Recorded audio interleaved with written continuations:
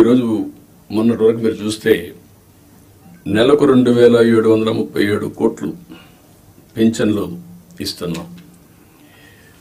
ఏడాదికి 33,000 కోట్లు ఇస్తున్నాం. 5 ఏళ్లలో 1,64,000 కోట్ల రూపాయలు పేదవాళ్లకు ఒక్క పింఛన్ రూపేణ మనం ఇచ్చే పరిస్థితిలో ఉన్నాం. నేను ఇక్కడ మిమ్మల్ని అందరినీ ఒకటే కోరుతున్నా, 2,50,000 కోట్ల రూపాయలు డీబీటీ ఇచ్చామని ఒక్క బటన్ నొక్కడం తప్ప ఎప్పుడు వాళ్ళపై డైరెక్ట్ గా పరామర్శించింది లేదు. రెండోది, ఏ ఫంక్షన్ పెట్టినా మనుషులను తీసుకొచ్చి బలవంతంగా తీసుకొచ్చి పెద్ద పెద్ద మీటింగ్లు పెట్టి ఇబ్బందులు పెట్టిన సందర్భాలు ఉన్నాయి.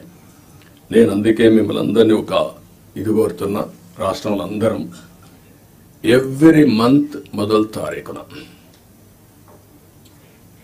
పేదల సేవలో అనే కార్యక్రమం కింద మనం అనుసంధానం కావాలి.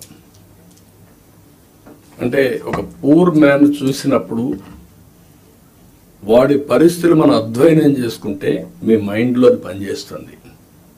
అక్కడి నుంచి మనం అనునిత్యం ఆలోచించాల్సింది, ఏం చేస్తే పేదరికం పోతుందో మీరు ఆలోచించాలి.